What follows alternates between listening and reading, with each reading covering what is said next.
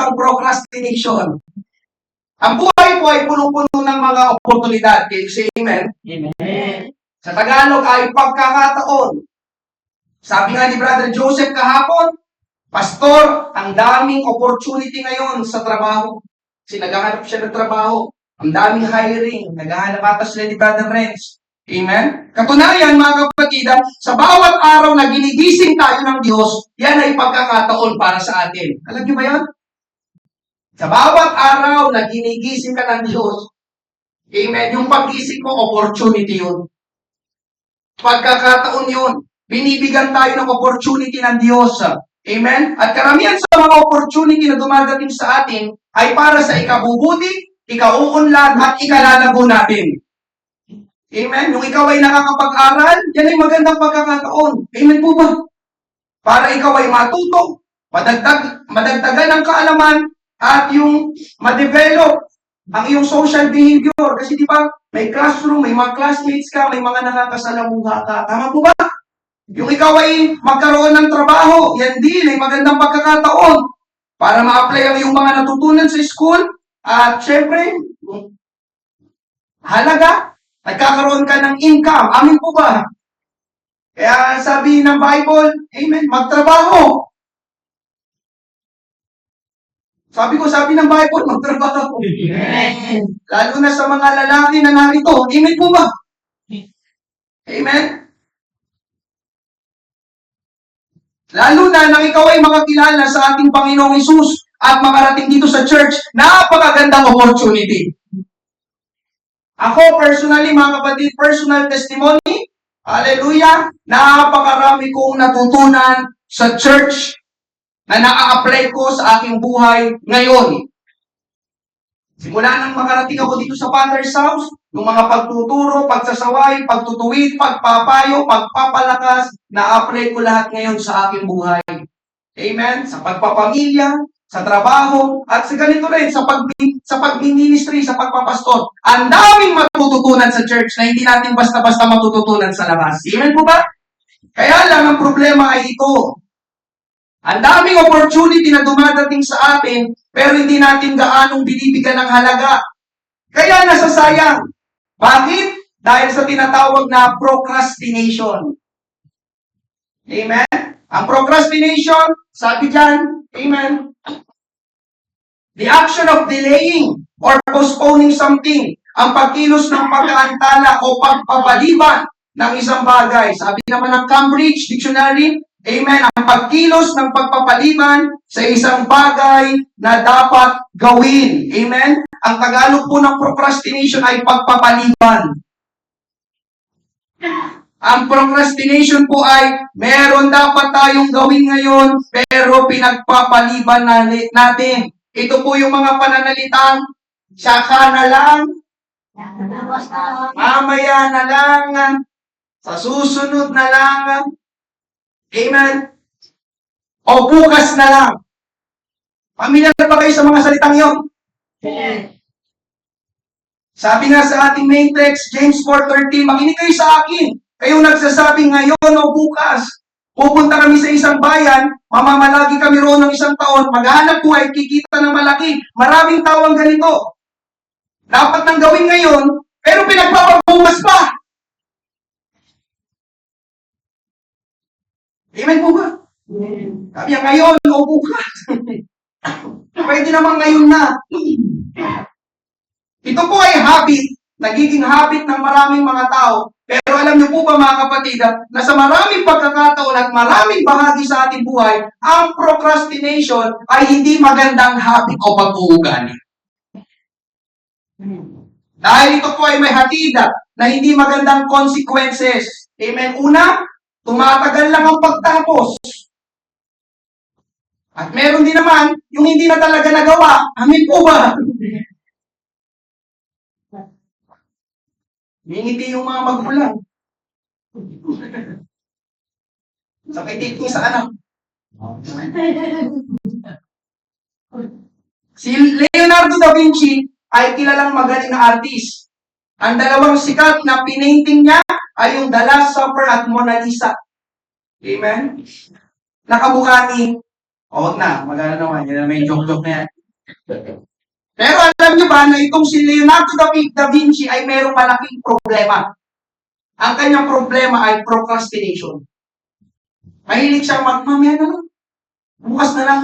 Alam niyo po ba na yung Mona Lisa pala ay umabot ng 15 years bago matapos? Nung pinasa ko kayo, ganun katagal. Yung para sa painting na ganun, 15 years. Pero mo, kung ako'y nag-paint nun, talaga na si Ruth. Bago ko matapos yung painting. Amen. Bakit gano'n? Kasi nga mahilig siyang magpaliban. Siguro pag stroke niya ng gano'n ng isang ano, mamaya na lang.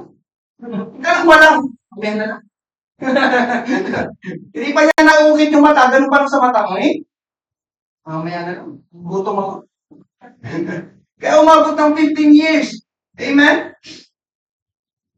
Amen. Meron pa siyang isang ginawa, yung, search ko rin, hindi ko nilagay dito yung The Virgin of the Rocks. The Virgin of the Rocks. Yun daw, ay pinadrawing sa kanya at kayang i-drawing lang ng 7 months. Pero alam nyo, natapos ni Leonardo da Vinci yung The Virgin of the Rocks, 23 years. Pero kaya na 7 months. Kaya meron siyang sakit ng pagpapaliban, procrastination. Sino po ngayon ang may sakit ng procrastination? Lahat tayo. Ang sabi ko, lahat tayo. Amen? Totoo din ito sa mga gawaing bahay. Amen? Magulang, sino sa inyo nakapagsabi na ng ganito? Kung hinugasan mo na yung mga plato, edi sana tapos ka na ngayon. Amen.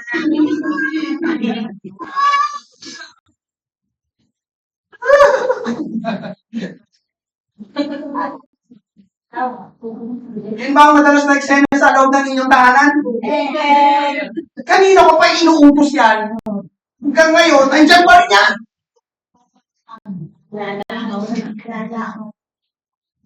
May mga anak kasi na puro mamaya na lang. Amen. Hanggang sa inabutan ng gabi, hindi pa rin nahugasan. Tapos nagalit ka na sa anak mo. Kaya tignan niyo mga kapatid, may mga nagtatalo ng magulang at anak dahil sa pagpapaliban. Amen. Di ba? Nagiging cause pa siya ng pagtatalo.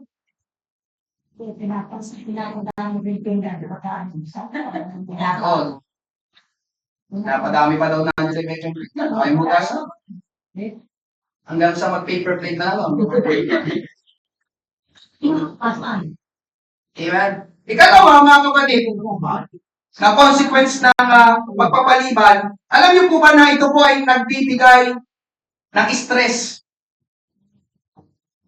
sa sarili mo kapag mahilig ka magpaliban. Totoo ito sa trabaho, sa school, pati sa mga bayarin. Alam niyo po ba na may pagkakapareho yung trabaho, school at gastusin, bayarin? Ano po sa tingin ninyo yung pagkakapareho nila? Yung trabaho, school at bayarin, gastusin. Ano yung pagkakapareho nila tatlo? Lema. Sige po, sino pong mangungula pa? Pero silang pagkakapareho, silang tatlo. Pera. Thank you. O nga naman, pera. Ano, Clyde? Pakilakasan, Clyde. May deadline. Tama ka? Sa trabaho may deadline. Sa school may deadline. Pati yung ating mga bayarin may deadline. May ipapagawa sa trabaho, may deadline. Nagtatrabaho po ako. At kapag ikaw ay puro mamaya na lang, magbukas na lang, di ba tinambagan ka ng papel na gano'n? O hindi na, kailangan mamayang hapon, tapos na lahat yan. Ikaw naman, mamaya na lang. Tsaka na lang. Ito po, cellphone, Facebook muna. Kapag dumating yung deadline, tama mga kapatid, ikaw rin ang nahihirapan. Nagmamadali ka na, nagraratel ka na, nagka-cramming ka na, amen po ba? Samantalang, maaga ibinigay sa'yo. 2 weeks ago, 1 week ago. Amen? Ito tayo mga kapatid. Ulitin ko, ito tayo. Lahat tayo. Amen? Mahilig tayo sa Saved by the Bell. Last 2 minutes. Last 2 minutes. Kung kapag bukas ang deadline, tsaka lang ngayon kikilos.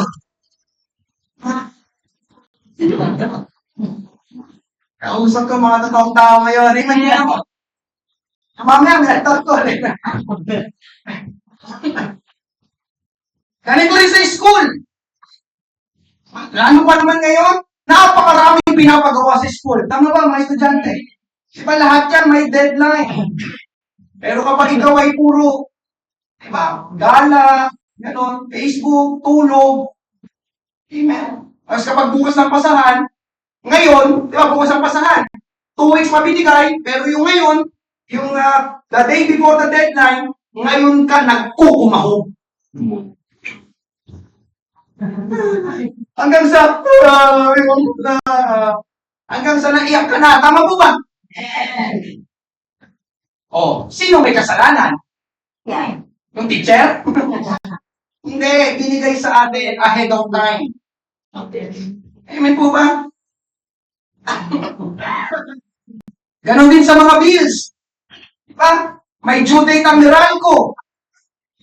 Ang tubig, ang internet. At alam natin yun. Sino dito hindi mo alam yung due date ng inyong bayarin? Ay, may gano'n, nasisyak ka? Ay, bayaran ko na ngayon. Hindi. Alam natin yun, mga kapatid. Amen po ba? Amen. Pero may mga tao na hindi nagbabayad agad o hindi nagbabayad ng buo. Ganon. Ano lang, bababayaran ko rin ng buo. Hanggang sa ano nangyari mga kapatid? Nagkapatong-patong yung babayaran na bill. Sino ulit ang nahirapan? Sino ulit ang na-stress? Amen po ba? At ikatlo mga kapatid, amen, hindi natutuwa ang Diyos. Ito, mas matindi ito. Amen? Ito, medyo seryoso tayo ng konti. Hindi natutuwa ang Diyos sa mga tao mapagpaliban, lalo na pagdating sa Kanya at sa mga bagay niya. Meron ditong talinghaga, Luke 14:16 hanggang 24. Amen? Sabayan niyo ako sa pagbasa. Kinuwentuhan siya ni Jesus na ganito. May isang tao naghanda ng isang malaking pagdiriwa at nag-imbita siya ng marami. Nang handa ng lahat, inutusan niya ang mga alipin niya na sunduin ang mga inimbita at sabihin sa kanila, tayo na, handa na ang lahat. Ngunit nagdahilan ang bawat naimbitahan. Amen? O nagpaliban. Sinabi ng isa, pasensya na, nakabili ako ng lupa at kailangan kong puntahan at tingnan. Sabi naman ng isa, nakabili kasi ako ng 10 bakang pang-araro at gusto ko silang subukan. Pasensya na. At sinabi naman ng isa pa, bagong kasal ako, kaya hindi ako makakadalo. Kaya umuwi ang alipin at ibinalita ang lahat sa amo niya. Nagalit ang amo at inutusan niya muli ang alipin niya, sige, pumunta ka sa mga kalsada at mga iskinita ng bayan at dalhin mo rito ang mga mahihirap, mga lumpo, mga bulag, at mga pilay. Nang matupad yun ng alipin, bumalik siya sa amo niya at sinabi, nagawa ko na pong iniutos ninyo pero maluwag pa. Kaya sinabi ng amo niya, pumunta ka sa mga kalsada at mga daan sa labas ng bayan at pilitin mong kumarito ang mga tao para mapuno ng panauhin ng bahay ko. Tinitiyak ko sa inyo, verse 24, wala ni isa sa mga una kong inimbitahan ang makakatikim ng handa ko. Ito po isang talinghaga. Ang amo po dito ay representation ng Diyos. At ang sabi niya, naghanda siya. Amen? Ito po yung naipangalan ko nito yung heavenly banquet. Amen? Ito pong invitasyon na ito, panyaya dito, ay paanyaya ng kaligtasan. Amen? Nang handa na ang lahat, nag-imbita siya ng marami. Amen? Ito po yung imbitasyon ng relasyon sa Kanya. Amen? Alam niyo po mga kapatid, hanggang ngayon, nag-iimbita ang ating Panginoon. Itong ating mga ginagawang paghayop, amen? Ang totoo nun, ang Diyos ang nag-iimbita sa mga tao na nakakapakinig ng pangangaral natin. Amen? Kaya lang, sabi sa binasa natin, may mga tao nagpaliban at nagdahilan. Yung isa, nakabili ng lupa, kailangan niyang puntahan at tingnan. Yung isa naman, nakabili ng 10 bakang pang-araro, gusto niyang subukan.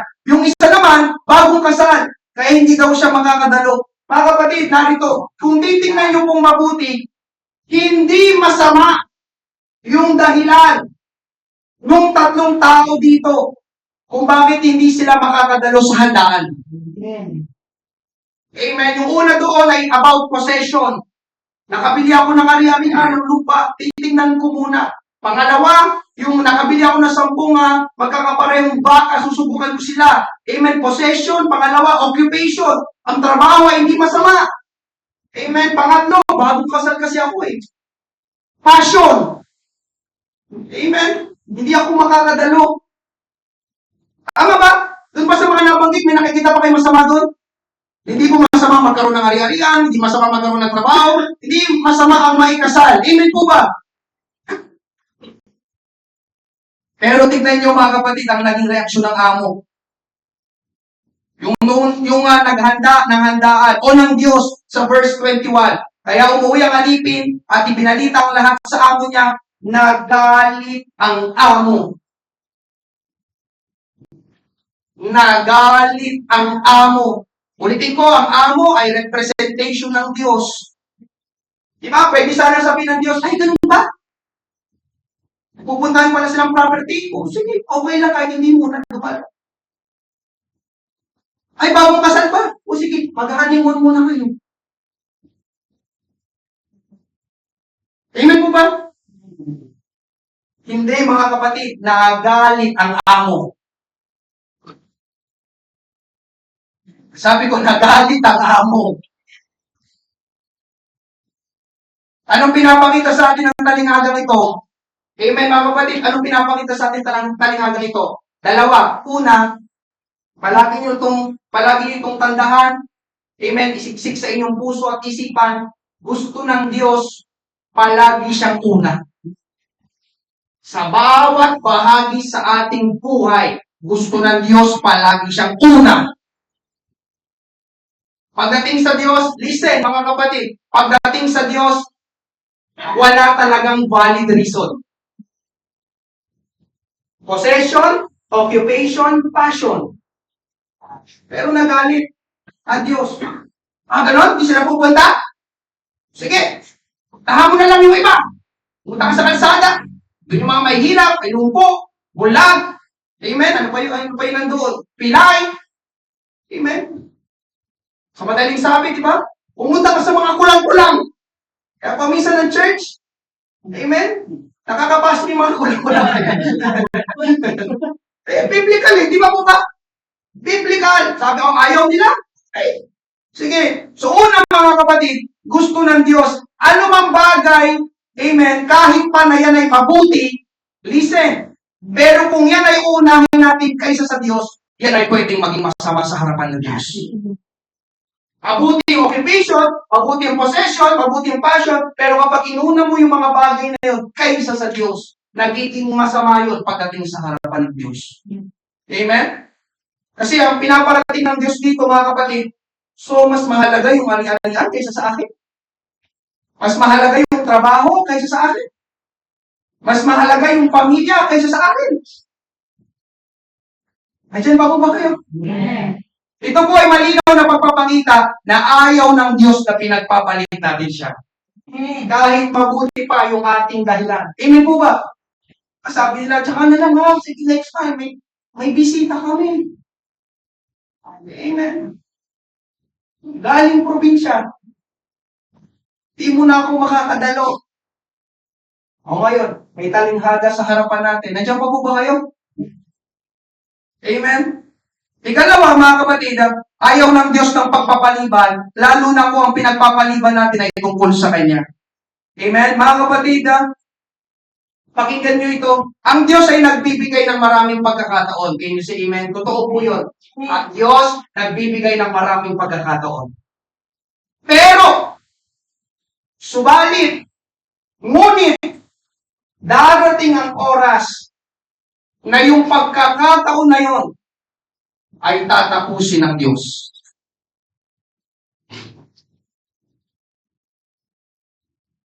Amen? Sabi sa verse 24, ito uling bahagi, tinitiyak ko sa inyo, wala ni isa sa mga una kong inimbitahan ang makakatikim ng handa ko. Ngayon mga kapatid, napakabigat nito ng mga pananalita. Amen? Nung inimbitahan sila, yun na pala ang huling imbitasyon sa kanila. Nasusundan niyo po ba? Amen? At nung tumanggi sila, ang sinasabi ng talatang ito, hindi na sila binalikan o binigyan pa ng pagkakataon ng Diyos. Tinapos na ng Diyos, tinitiyak ko sa inyo, wala ni isa sa mga unang kong inimbitahan ang makakatikim. ng handa ko. Amen? Ang handaan po na ito ay para makasalo ang Diyos, maligtas ang tao, makilala ng tao ng personal ang Diyos. Pero kapag tumanggi o nagpaliban ng tao, tsaka na lang, sa susunod na lang, bukas na lang, pwedeng hindi na nila matikman ang kaligtasan na gustong ibigay ng Diyos sa bawat isa. Amen? Nag-street preaching kami sa lugar ng pagkakaisa. Ang alam ko, kasama ko nun si Sister Marian. May isang babae, ano po ba yung pagkakaisa? Tama, lugar ng pagkakaisa. May isang babae doon ang nakinig, tumanggap sa Panginoong Hesus, siya po ay nagdadialysis. Amen. Siya po ay niyayaya namin dito sa church. Lagi. Kapag nadadaanan namin siya, halika po kayo, sakto na po kayo. Amen. Sagutan po namin ang pamasahe. Pero lagi niyang sinasabi na tsaka na lang, sa susunod na lang. Laging ganun, pag nakikita namin siya, every time nakakayo tayo doon sa pagkakaisa, nakikita ko siya, nakatayo lang doon.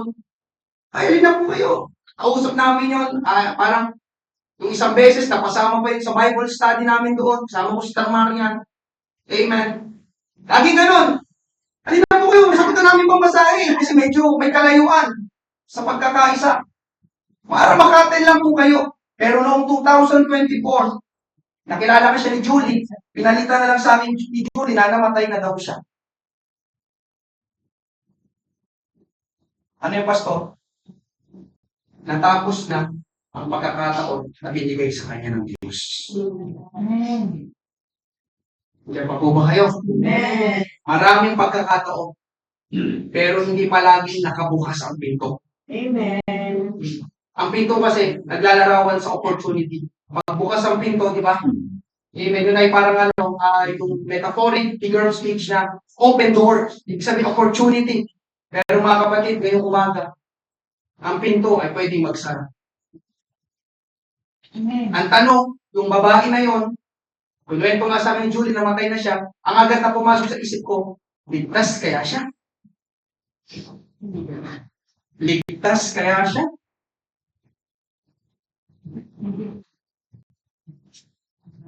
Talagang may personal relationship kaya siya sa ating Panginoong Hesus nung humarap siya sa Diyos? Amen po ba? Amen. Kaya mga kapatid, ngayong umaga, sorry, pagdating sa Diyos at sa mga bagay ng Diyos, huwag kang magpaliban. Sabi ko, pagdating sa Diyos at sa mga bagay ng Diyos, huwag kang magpaliban. Amen. Bakit, Pastor? Tingin kayo sa lahat sa akin. Dahil baka hindi mo alam, huling oras mo na yun. Tama ba? Tama ba? O nagsisinungaling si Pastor? Dahil baka hindi mo alam, huling oras mo na yun. Huwag naman sana mangyari, pwede, di ba mga kapatid yung, diba? May church, bibigyan ka halimbawa, niyaya ka sa birthday party. Sunday. Eh, syempre, di ba, may lechon, may fried chicken, may pasta, may spaghetti, may carbonara, may shanghai, amen, may puto. Lahat ng mga pagkain na nandoon. Amen. Tapos ngayon mga kapatid, tapos ngayon, listen, habang bumabiyahin ka, kabundo yung sinasakyan mo. Patay ka. Pagdating mo sa harapan ngayon ng Diyos,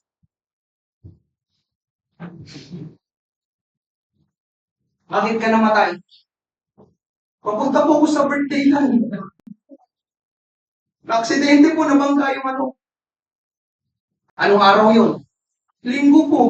Anong oras? 10:00 ng umaga. Sa tingin mo, yung araw na yon ay dapat nasa birthday ka. Patay. Andiyan pa po ba kayo? Andiyan pa po ba kayo? Amen. Kwento lang yun, pero, di ba? Pwede. Amen po ba? Hallelujah. At isa pang dahilan mga kapatid kung bakit hindi natutuwa ang Diyos sa mahilig magpaliban, yung mamaya na lang, tsaka na lang, bukas na lang, alam niyo kung bakit? Dahil ang tawag ng Bible sa kanila ay mayabang. Yung mahilig magtsaka na lang, mamaya na lang, bukas na lang. Tignan nyo sabi, James 4:14-16. Sa katunayan, hindi ninyo alam kung anong mangyayari sa inyo bukas. Sapagkat ang buhay ay parang hamog na lilitaw ng sandali at mawawala pagkatapos. Ito ang buhay, mga kapatid. Saglit na lilitaw, mamaya daw, wala na. Amen po ba? Amen. Si Brother Renz, kuwento ko, last Wednesday, bago kami mag-start preaching, may na-aksidente sa tapat ng Villa Monica, patay. Yung pasahero. Ganun lang yun. Amen po ba? Verse 16, ngunit sa ngayon, nagmamalaki at nagmamayabang kayo. Ang ganyang pagyayabang ay masama. Ganun din ang sabi sa Proverbs 27:1. Huwag mong ipagyabang ang gagawin mo bukas. Nandiyan pa po ba kayo? Sabi huwag mong ipagyabang ang gagawin mo bukas sapagkat hindi mo alam kung anong mangyayari sa araw na yon. Amen? Pansinin niyo mga kapatid, mayabang ang taong laging ang bukang bibig ay bukas. Bukas na lang. Sa susunod na lang. Bakit ganun, Pastor? Bakit tinawag na mayabang? Kasi ganito yan. Amen? Parang sinasabi ng Diyos, bukas ka ng bukas. Parang alam na alam mo ay eksaktong mangyayari bukas. Amen? Amen. Bukas na lang. Sino sa inyo dito? Amen? Alam mo eksaktong mangyayari bukas. June 8. Amen po ba? Kaya sa ng Bible, mayabang. Ikaw panay ka bukas. Susunod na lang. Parang alam na alam mo, buhay ka pa bukas ha. Kung totoo kasi mga kapatid, ito totoo. Pwede tayo matulog, pero pwede hindi na rin tayo gumising. Tama ba? Kaya tingnan yung tawag ng Bible, huwag mong ipagyabang. Sabi ng Bible, ang gagawin mo bukas. Kapag hindi mo alam kung anong mangyayari sa araw na yun. Dahil ang totoo mga kapatid, wala naman sa atin dito ang eksaktong nakakalam ng mangyayari bukas.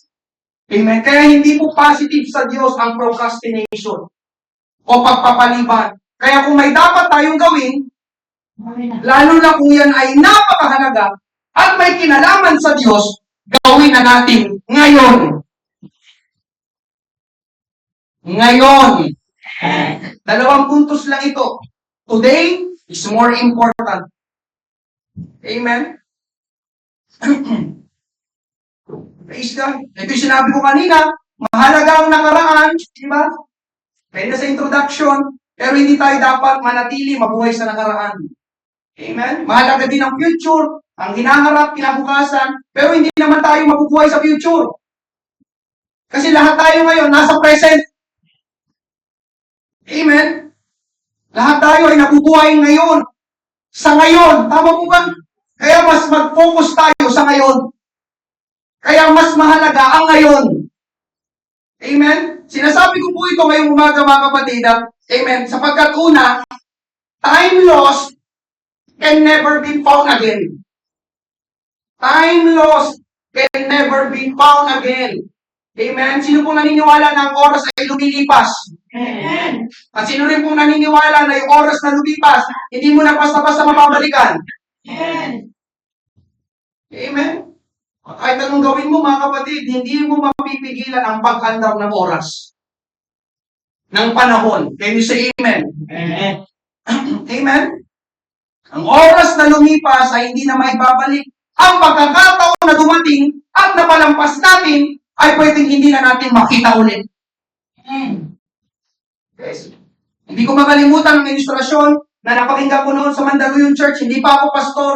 Amen. Ang sabi doon daw ay, ang pagkakataon daw ay parang isang tao na ang buhok ay nasa harapan lang. Tapos sa likod, kalbo. Amen. Walang buhok. Anong ibig sabihin nun, pastor? Kapag ang opportunity daw dumaan sa harap mo, sunggaban mo agad. Kasi may buhok sa unahan. Pero kapag yung opportunity, tinignan mo lang at napalampas sa'yo, kahit anong hablot mo, kalbo siya sa likod, hindi mo na yung makahawakan. Amen po ba? Ito ang ilustrasyon. Hanggang ngayon, hindi ko makalimutan nung narinig ko yung ilustrasyon na yun. Napalampas tayo, kahit anong gawin ng ganun mo, di ba? Eh, may baby oil pa. Wala nang buhok. Di mo na mahawakan, masunggaban ulit. Kaya habang padaan pa lang sa harapan mo. Amen? Hallelujah. Kaya ngayong umaga mga kapatid, kung may dapat kang gawin, gawin mo na ngayon. May sasabihin ako, tapos sabay-sabay kayo ha. Ulitin ko, may sasabihin ako, tapos sabay-sabay kayo. Ang sasabihin ninyo ay ngayon. Are you ready? Amen? Maliligo na ako. Malayo sa notes ko.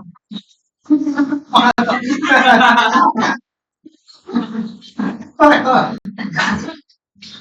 Amen? Ang paliligo, hindi pinagpapaliban, ha? Lalo na kung atin sa church. Tataas ka pa naman ang kamay mo. Tatabi mo naman. Amen? Biro lang po lang, biro lang, biro. Amen? Okay, simulan natin. Ang pagtalikod sa kasalanan ay ginagawa.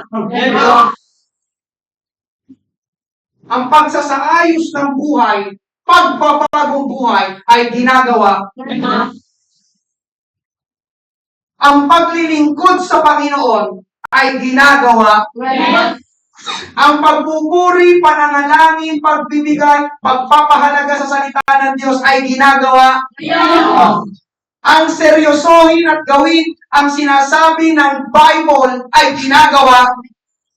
Ang problema, lalo na sa pamilya, ay pinag-uusapan.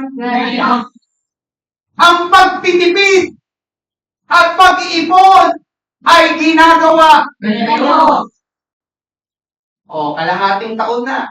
Wala ka pa rin ipon. Tama? Pagdating ng per months, yung gano'n.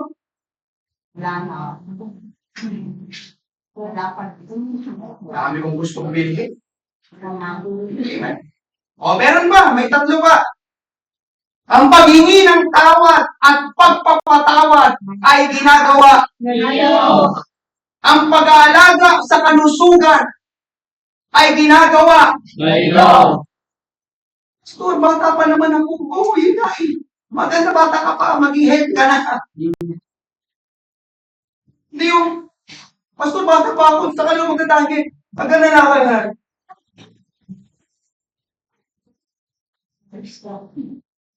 Nakikita niyo mga kapatid yung kahalagahan na ngayon? O, ito pang huli. Ang itama, ang ating mga pagkakamali ay ginagawa. Hindi bukas. Hindi sa susunod na araw. Hindi sa susunod na buwan. Hindi sa susunod na taon. Dapat. Alam niyo kung bakit ngayon, mga kapatid, ang ganda na sinabi itong si Paul Mayer. Sabi niyo, make the most of every day because tomorrow is not guaranteed. Ganda, Sabi. Sabi niyo, make the most of every day because tomorrow is not guaranteed. May narinig pa nga ako, tomorrow is never promised. Amen. Walang garantiya ng bukas. Amen po ba? Kaya gawin mo na ang dapat mong gawin ngayon dahil ang bukas ay hindi sigurado. Hindi pinangako. Hindi garantiya. Amen. May nabasa pa ako ng ganito, wala yan dyan. Amen, tinagalog ko na lang. Sabi to yung, ang pinakamalaking pagsisisi ng tao ay hindi yung kabiguan niya, kundi yung nasayang na pagkakataon. Kung ganito, yung missed opportunities, the biggest regret of a person rather than his or her failure. Yung ito yung pananalitang sana pala ginawa ko na noon. Diyan pa po ba kayo? Kung nagseryoso lang ako noon, kung humingi lang ako ng tawad noon, kung binabaan ko lang ang pride ko noon, kung inayos ko lang ang pag-aaral ko, kung inalagaan ko lang ang katawan ko, kung nag-ipon lang ako, kung naglingkod lang ako sa Panginoon, kung pinakinggan ko lang ang mga payo sa akin, hindi ako ganito ngayon. Missed opportunities is the biggest regret. Amen? rather than failure. Kaya ngayong umaga mga kapatid, amen, pinapangaral ko po ngayon dahil mas mahalaga ngayon. Baka may pagsisihan ka pagdating ng araw na sana pala ay ginawa mo ngayon. Amen? Pati ang Bible, mga kapatid, nagsasabi at nagpapahalaga sa ngayon. Psalm 118:24, itong araw na ginawa ng Panginoon. Kaya tayo'y magalak at magdiwang. Ang ginawa ng Panginoon ngayon, hindi po yung bukas. Ngayon, ang ginawa ng Panginoon, this is the day that the Lord has made.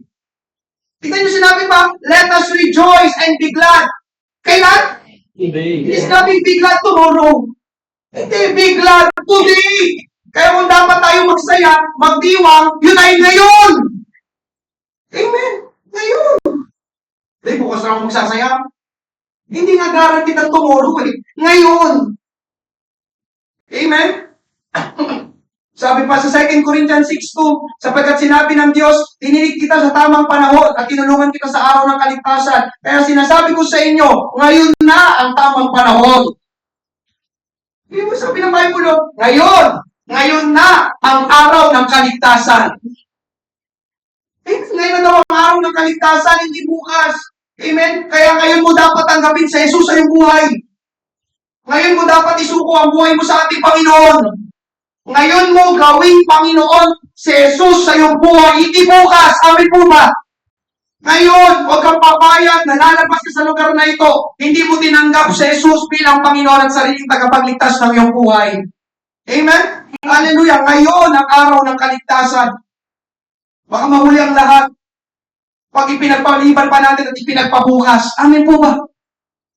At ito, ikalawa, today determines tomorrow. Today determines tomorrow. Marami ang nag-iisip ng bukas. Lahat po tayo. Tama po ba? Marami ang meron tayong mga gustong mangyari bukas. Tama po ba? Sa inaharap. Pero, wala namang ginagawa ngayon. Amen. Gusto kong ganon. Amen? Kapatid, mahalaga ang bukas. Pero sinong naniniwala, gaya nga nasabi ko kanina, ang bukas nakasalalay sa ngayon. May kinalaman ang ngayon sa mangyayari sa hinaharap. Kahit anong ganda ng pangarap natin, sino dito may pangarap? Sino dito ang nakakaalam ng halaga ng pangarap? Sino? Sino dito nakakaalam ng presyo ng pangarap? Hindi niyo po alam? Magkano? Magkano ang pangarap? Magkano po? May ano pa yung mga nanay dito? Ang pangarap po ay 6. Sa isang pangarap. Sorry po, sorry. Alay pa na. Sorry.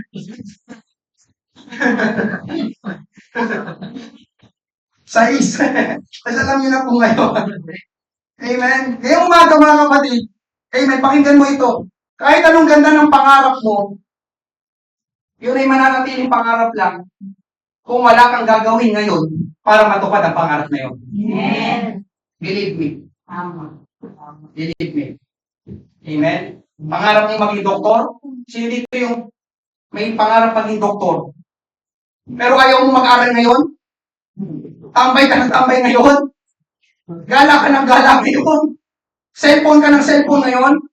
Sa tingin mo magiging doktor ka? Amen? Pwede kung doktor. Pwede doktor. Malabo, di ba? Labo to. Amen. Okay mo. Mas lamang yung pahinga sa pag-aaral. Hindi ko. Kung doktor, pwede yung doktor. Nandiyan pa po ba kayo? Amen. Amen. Mga kapatid, ang ating ginagawa ngayon ay may impact sa mangyayari bukas. Ginagawa mo yun, may impact yan sa mangyayari bukas. Oo, mahalaga ang bukas, pero mas mahalaga ang ngayon. Amen. Sa akin po pagtatapos, matagal na po itong nangyari, pero ito po ay magandang ilustrasyon ng kahalagahan ng ngayon. Merong mag-asawa, si David at Terry Scaffer. Si David ay isang pulis. Ang kanyang misis na si Terry ay bumili ng regalong Pasko para kay David. Kaya lang, ay 3 buwan pa bago sumapit ang Pasko. Namili na siya agad ng Christmas gift. Namili na siya, ito, Christmas gift ko to sa aking husband. Pero 3 buwan pa bago sumapit ang Pasko. Pero hindi na nakatiis si Terry. Kaya yung regalo niya na dapat ay sa Pasko pa niya ibibigay, ay binigay na niya sa kanyang mister na si David. Amen. Isang araw, si David ay nasangkot yung doon sa hulihan ng pagnanakaw. Yung silang rumesponde. Amen. Yung sa magnanakaw kasi pulis siya. Siya ang naka-duty para hulihin ang magnanakaw. Siya yung malapit na lugar doon. Nang siya'y papunta na sa kotse ng suspect ay biglang bumunot ng .45 caliber pistol at pinaputukan si David. Agad na natumba si David dahil tinamaan siya sa kanyang bandang dibdib. Pero laking gulat ng mga tao na pumunta para tingnan siya, ang inakala nilang patay na ay hindi man lang napuruhan. Alam niyo kung bakit? Tanong niyo, bakit? Secret. Listen. Dahil ang niregalo na bulletproof vest ng kanyang misis ay suot-suot niya ng araw na iyon.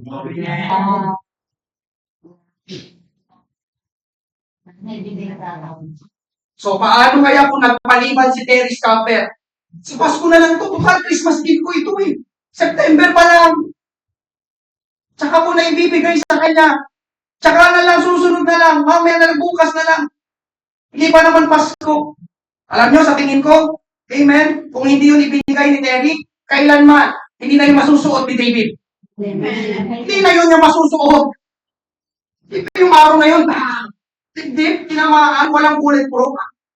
Kung bulletproof vest na yun, pwede, sama niya na lang sa kabao. Nandiyan pa po ba kayo? Yes. Kapatid, ngayong umaga, yun ang kahalagahan na ngayon. Amen? Today is more important. Kaya kung may gagawin kang mahalaga, na alam mong kailangan ng gawin, at lalo na kung yan na may kinalaman sa ating Panginoon, para sa Panginoon, do it now. Do it today. Bago pa mahuli ang lahat. Huwag natin gayahin yung kernel din kanina sa introduction. Palaro-laro pa siya ng baraha. Akala niya walang mahalagang gagawin ang araw na yon. Ang resulta, napahamak siya. Diba? Nadamay pa yung kanyang mga kasamahan. Amen. May 2 quotes po dito. Napakaganda. Amen. Sabi ni Eleanor Roosevelt, yesterday, history. Tomorrow is a mystery. Today is a gift. That's why we call it the present. Alam niyo po ang kahapon ay kasaysayan. Ang bukas ay isang hiwaga. Ang ngayon ay isang regalo. Kaya tinawag natin ito na present kasalukuyan. Sa yung gift po mga kapatid, sa ibang tawag sa English ay present. Ibig yung gift, ang synonyms niya, yung gift sa English, ibang tawag sa gift, present. Give me your present. Gift yun. Give me your present. Gift. Amen? Kapag sinabing present, yun ay regalo din. At kapag sinabing present, yun ay ngayon. Yung ngayon daw, yung present ay regalo. Bakit regalo? Dahil marami tayong pwedeng gawin ngayon. Amen? Pakinggan nyo ulit ito, mga kapatid. Amen? Hindi man maganda ang iyong nakaraan. Pero kung gagawa ka ng tamang pagpapasya ngayon, pwedeng maging mabuti ang iyong hinaharap. Amen. Kaya ang future hindi nakasalalay sa past, sa present. Today. Amen po ba?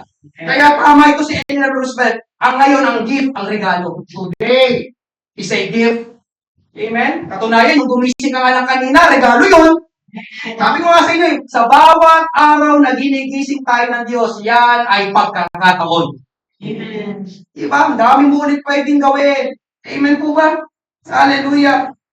Ito naman yung ikalawang quote, mga kapatid. Hindi ko alam kung sino nagsabi. Treasure your yesterdays. Dream your tomorrows. But thrive on your todays. Pahalagaan ang iyong nakaraan, pangarapin ang iyong bukas, ngunit paunlarin ang iyong ngayon. Ngayon ka magsumikap. Ngayon ka kumilos. Ngayon ka magsipag. Ngayon ka gumawa ng mabuti. Ngayon mo isipin ang mga dapat mong gawin. Amen? Kaya ang sabi, ito yung huling main text. Amen? Last verse sa ating main text, James 4:17. Kung alam ng isang tao ang mabuti na dapat niyang gawin, ngunit hindi naman ginagawa, nagkakasala siya. Ito mabigat, mga kapatid. Kung may alam ka na dapat mong gawin na mabuti ngayon, pero hindi mo ginawa, ang sabi ng Bible, nagkakasala ka. Diyan pa po ba kayo? Kung may alam ka dapat na gawin mabuti ngayon, pero hindi mo ginawa, kakasala siya. Kaya ang procrastination o pagpapaliban, mga kapatid, ay pwedeng maging kasalanan sa harapan ng Diyos. Amen? Ito pa, mga kapatid. Tapusin ko lang, malapit na po. Amen? Actually, nasabi ko na ito kanina.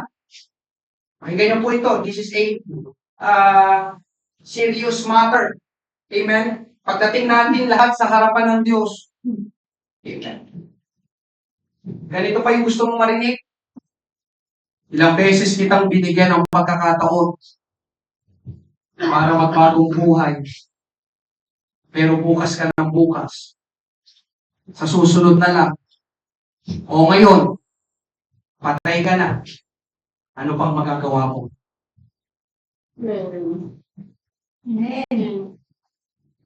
Diyan pa po ba kayo? O kaya naman, bakit yung paglilingkod mo sa akin, lagi mong pinagpapaliban? O ngayon, patay ka na. Paano ka pa makakapaglingkod sa akin? Kaya ngayong umaga, habang humihinga ka pa, sino humihinga ngayong umaga? Habang buhay ka pa, habang may oras pa, habang may pagkakataon pa, gawin mo na ang tama at kailangan mong gawin. Amen. Mag-iwan ako ng tanong sa bawat isa. Anong ginagawa mo ngayon? Pastor, ito, nakaupo, alam ko. Ang tinutukoy ko ay, anong ginagawa mo sa buhay mo ngayon? Napakaganda tanong. What are you doing today? In your life today? Yung ginagawa mo ba, sa tingin mo ay ikabubuti ng iyong sarili, ng iyong pamilya, ng iyong trabaho, ng iyong pag-aaral, ng iyong kalusugan, ng iyong relasyon sa Panginoon, ng iyong ministry, ng iyong pagiging mananampalataya, ng iyong relasyon sa kapwa. Ngayon. Kaya ngayong umaga, mga kapatid. Amen? Today is more important. Huwag ka nang magbukas. So, tsaka na lang. Wag. Pinangaral ko ito. Today is more important. Tomorrow is not guaranteed. Amen po ba? Amen. Gagawin ka ngayon, may ini-impress ang Panginoon sa iyo ngayon, habang nakaupo ka dyan, do it. May pinapapuntahan sa iyo ang Panginoon, puntahan. May pinapatulungan sa iyo ang Panginoon, tulungan. May ipinapapanalangin sa iyo ang Panginoon. Nandiyan po ba kayo? Amen. Today is more important. Amen? Tayo lahat ay magsiupo po. Thank you, Lord. Today is more important. Amen. Maraming cause, negative consequences ang procrastination. Lahat kayo nakarelate kanina. Ako yun. Tama. Tayo yun. Amen. Salamat sa Panginoon ngayong umaga. Narito ka sa church. Amen. Ito ang ipinaparating na mensahe ng Panginoon para sa bawat isa. Amen. Baguhin natin yung ating habit na mahilig magpaliban. Saka na lang, bukas na lang. Susunod na lang. Do it now. Habang may oras pa, habang may pagkakataon pa, habang buhay ka pa. Amen. Lalo na, yung relasyon sa ating Panginoon. Lalo na kung kinakausap ka ng Panginoon, na iaalay mo ang kanyang buhay sa Kanya. Lingkod sa Panginoon. Do it now. Do it today. Hallelujah. Biggest regret, missed opportunity. Ngayong umaga, meron po ba kami first time? Amen. Pwede ko ba makita ang iyong kamay? Tatanggapin mo ang ating Panginoong Hesus. Wala po kami ibang ipinapangaral o inaalok sa lugar na ito na Panginoon at tagapagligtas. Tanging si Jesus Christ lang. Nasamahan ka ng isang disciple dito sa church upang ipanalangin ka ngayong umaga. Amen. Salamat. Hallelujah. Salamat. Amen. Sa kabataang ito na tumatanggap sa ating Panginoong Hesus. Amen. Thank you, Lord. Thank you, Jesus. Ngayong umaga, mga kapatid, mag-altar call tayo. Mag-altar call tayo. Lahat, ang mensahe nito ay para sa ating lahat. Mahalaga ngayon. Bawat segundo. Amen. Every second counts. Every minute. Every hour. Make the most of every day. Ngayon na, ngayon. Ngayon ako dapat may ayusin. Ngayon ako dapat may itama. Ngayon ako dapat may patawarin. Amen. Binubuksan po natin ang ating altar. Hallelujah. Habang umawi tayo sa ating Panginoon.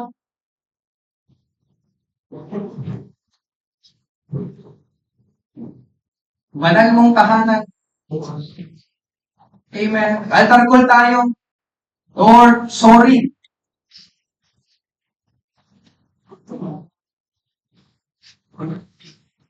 If I always used to procrastinate, sorry for delaying something na kailangan, na dapat pala ginawa ko na noon. Lord, thank you this morning for correcting me, for speaking directly to me. Thank you, Lord. Thank you, Jesus. I know this is for my own good. Ito rin ay para sa ikabubuti ko. Amen. Lord, salamat sa pagkakataon. Salamat sa maraming pagkakataon. Salamat, Panginoon. Hallelujah. Inabot, niligtas mo ko. Hallelujah. Napakagandang pagkakataon. Praise God. Salamat, Panginoon. Dinala mo ako sa church na ito. Thank you for this opportunity. Lord, salamat sa nakaraan. Panginoon, magpapasalamat ako sa hinaharap. Pero mas mahalaga ngayon, tulungan mo ako ngayon. Pangunahan mo ako ngayon. Bigyan mo ako ng karunungan ngayon. Bigyan mo ako ng katagan ngayon. Bigyan mo ako ng lakas ng loob ngayon. Hallelujah. Glory, glorify your name. Praise God.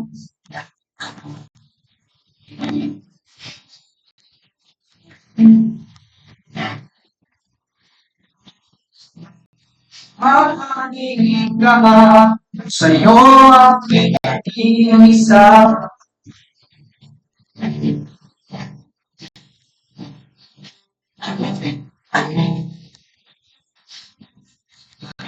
Ka na iyong magas na panisita. Lalo ko yan nang wala hanggang mga samba. Narika, Diyos. Ay, magsimulan. Puso mo'y dinudulog. Sabay-sabay nating awitin. Nakataas ang ating mga kamay sa ating Panginoon. Hallelujah. Ang puso mo'y dinudulog sa iyo. Dapat kung naman nagsusuma. Pag-ibig naman. Ikaw ay basta. Ikaw sa'yo. Isa. Tuloy. Iko'y mag-iwanag. Lulukan na iyong wagas na pagsinta. Naluyan na wala. Ngunit pagsamba mga ikaw, Diyos, ngayon na kailanman. Ikaw, Diyos, mga ikaw, Diyos, ngayon na kailanman. Mga ikaw, Diyos, ngayon na kailanman. Siguro natin magtuloy ng pasalamat. Siguro natin ang ating Panginoong Diyos na buhay. Salamat, salamat, salamat, Panginoon, sa mga pagkakataon na iyong pinagkakalog sa amin. Salamat sa bawat umaga na ginigising mo kami, Panginoon. Glory, glory, glory for your name. Salamat, O Diyos. Hallelujah. Tulungan mo kami, Panginoon, na aming gawin na ngayon ang aming mga dapat na gawin na, Panginoon, maalis sa amin, Panginoon, ang pag-uugali ng pagpapaliban, Panginoon. Hallelujah, Lord. Napakaraming magandang opportunities na binibigay mo sa bawat isa ngayon. Hallelujah. We give you glory, we give you praise. Salamat. Salamat, salamat, Panginoon Jesus. Hallelujah. Kagaya ng ating inawit ngayong umaga, mga kapatid. Amen. Ngayon mo paghariin ang Diyos sa buhay mo. Aghari ka, O Diyos, ngayon at kailanman. Ngayon. Praise God. Hallelujah. Mabuti ang Panginoon. Amin po ba? Amen. Hallelujah. Ngayong umaga, sino kinausap ng Panginoon? Amen. Today, it's more important. Mahalaga yun ngayon. Huwag mo sayangin yung ngayon. Pag uwi mo mamaya, amen. Dapat kang gawin. Na yan ay mabuti para sa ikabubuti. Then do it. Praise God. Hallelujah. Thank you, Lord. Thank you, Lord. Brother Joseph, pray tayo. Praise God, hallelujah. Panginoon, aming namang banal ng mga pangyarihan sa lahat.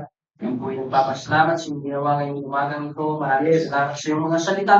Panginoon, sa pag-remind sa aming Panginoon na gawin ang mga bagay, Panginoon, sa araw na ito. Lord, maraming salamat sa pagpapalakas, aming mga pananampalataya. Maraming salamat sa bawat pamilya na yung dinala dito. Maraming salamat sa bawat kaluluwa na narito at nakatanggap ng iyong salita, Panginoon. Ingatan mo ang bawat isa, Panginoon, o ganat. Ibalik mo, kami, Panginoon, sa mga susunod na gawain, Panginoon. Huwag namin ipagpaliban ang mga ganitong gawain, Panginoon, o God. Dahil ito ang pinakamahalaga, Panginoon, sa aking mga buhay. Maraming salamat po. Tayo po namin ibinabalik ang pinakamataas na papuri at pagsamba sa pangalan ni Jesus. Amen! Praise God!